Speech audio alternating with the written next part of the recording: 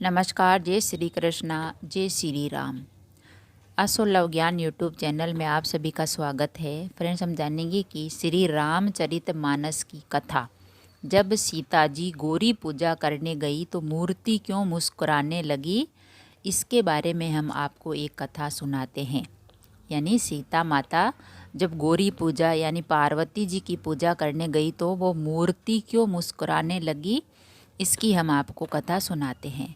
रामचरितमानस लिखते हुए संत तुलसीदास ने कथाओं का समुद्र तैयार कर दिया। ऐसा कहना इसीलिए भी ठीक है कि तुलसीदास लिखे तो राम कथा रहे, लेकिन हर पात्र के साथ एक न एक कथा चल रही है। श्री राम कथा में कई बार ये तथ्य सामने आया कि श्री राम विष्णु के अवतार है और माता सीता खुद महालक्ष्मी है।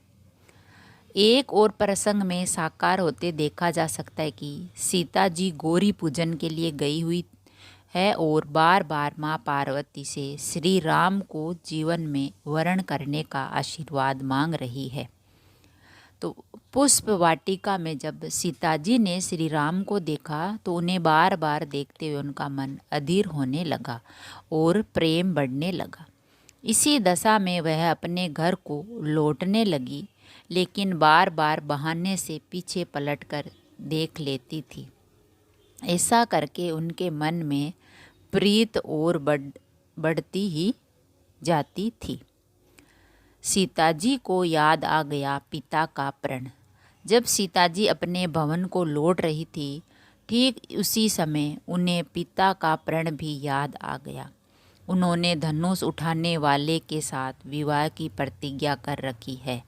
सीता जी सोचने लगी, ये सुकुमार किशोर भारी विश्व शिव धनुष कैसे उठा पाएंगे। ऐसा सोचकर वह परेशान हो उठी। इस तरह परेशान होकर वह अंदर ही अंदर माँ गौरी से प्रार्थना करने लगी और इसी अवस्था में सहेलियों का हाथ छोड़कर गौरी मंदिर की ओर दौड़ती चली गई। उन्हें अचानक क्या हुआ ये रहस्य सखियाँ नहीं समझ सकी। सीता जी तेज कदमों से गौरी मंदिर पहुंची और पार्वती जी के कई अलग अलग नाम लेकर उन्हें पुकारने लगी। कभी कार्तिकेय गणेश की माता कहती, कभी शिव प्रिया कहकर पुकारती, कभी पर्वत की पुत्री कहती, कभी दुर्गा अम्बा पुकारती। जो भी नाम जुबान पर आता उसी नाम को लेकर प्रार्थना करने लगी। उनकी यह स्थिति देखकर कैलाश पर बैठी पार्वती जी भी भाव विभोर हो गई। संत तुलसीदास ने ये चौपाई उस समय लिखी जब सीता जी गौरी माता से बार बार विनती कर रही है, मेरे हृदय में जिसकी छवि बस गई है वही मेरे जीवन में साकार हो, बस यही मेरी विनती है। मेरे मन में क्या है ये तो आप जानती ही हैं, क्योंकि आप तो सबके हृदय में रहती है। हर हृदय में तो उत्तर आया है, उसे ही पहचान लीजिए और वही मनोरथ पूरा कर दीजिए। इसके बाद गौरी माता जो असल में कैलाश से जब देख रही थी, वह इस विनय प्रेम भरी स्तुति से द्रवित हो गई। वह इससे विचलित हुई, उनकी माला खिसक गई और कुछ सोचकर वह हंस पड़ी। उनकी यही हंसी सीता जी के सामने गौरी प्रतिमा में भी उभर आई। सीता जी के सामने माँ पार्वती की मूर्ति क्यों मुस्कुराई, इसके भी एक विचित्र कथा है। कैलाश पर बैठी पार्वती जी को हंसी किस बात पर आई, इसका जवाब शिव पार्वती विवाह से जुड़ी एक कथा से है। जब देवी पार्वती उमा रूप में शिव जी को पाने के लिए 1000 वर्षों से कठोर तप कर रही थी, तो एक बार वह जब तपस्या में लीन थी, उधर देवी लक्ष्मी और विष्णु जी त्रिलोक भ्रमण करने निकले थे। देवी लक्ष्मी ने देखा सूखे होठ, सूख चुका है शरीर, मुख पर तेज लेकिन कमजोर काया में एक स्त्री पंचाक्षरी जाप कर रही है। उस वक्त देवी उमा ने पत्ते खाना भी छोड़ दिया तो वह अपर्णा कहलाने लगी। देवी लक्ष्मी पहले तो बहुत प्रभावित हुई कि आदि शक्ति होकर भी पार्वती जी इतना कठोर तप कर रही है। फिर न जाने कैसे यही बात उनके मन में शंका के तौर पर पनपी। आदि शक्ति होकर भी इतना कठिन तप मैंने आई। इसी बात को उन्होंने प्रकट स्वरूप में सामने से हंसते हुए विष्णु जी से कह दिया। उमा ने ये सुना तो तिरछी निगाहों से लक्ष्मी जी को देखा और बिना बोले इस बात को भविष्य में जवाब देने के लिए रख लिया। समय आने दो तब बताऊंगी।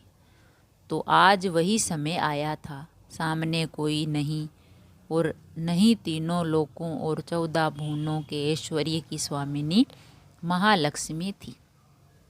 वरदान और श्राप खुद जिनकी इच्छा से फलते हैं, वही आज मानव रूपी रूप इससे इतनी विनती कर रही है। खुद सीता जी को भी ये बात ध्यान आ गई और संकुचाते हुए उन्होंने माता के कंठ में गिरी माला को प्रसाद समझकर सिर से लगाया।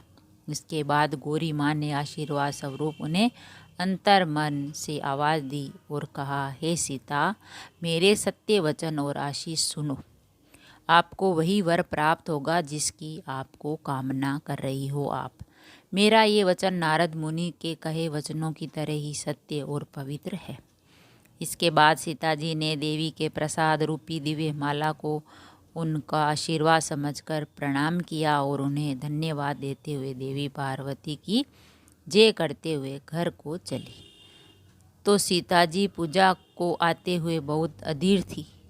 पूजा करके आई तो अधीर थी। वह महल को जाते हुए बहुत प्रसन्न थी। देवी माता को धन्यवाद करते हुए वह महल को चली गई।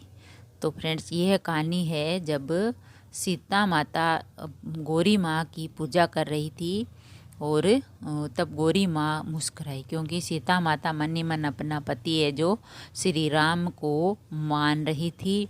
तो कैलाश पर बैठी पार्वती माँ मुस्कुराई तो उस मूर्ति में भी माता सीता को मुस्कुराने की झलक दिखाई दी। तो ये एक पुरानी कथा है, तुलसीदास जी ने लिखी है, जो रामचरितमानस में राम जी की और माता सीता की। अगर कहानी पसंद आई तो लाइक और शेयर ज़रूर करें। ऐसी ही कहानी और कथा सुनने के लिए, जानने के लिए चैनल को सब्सक्राइब करें। थैंक यू, धन्यवाद।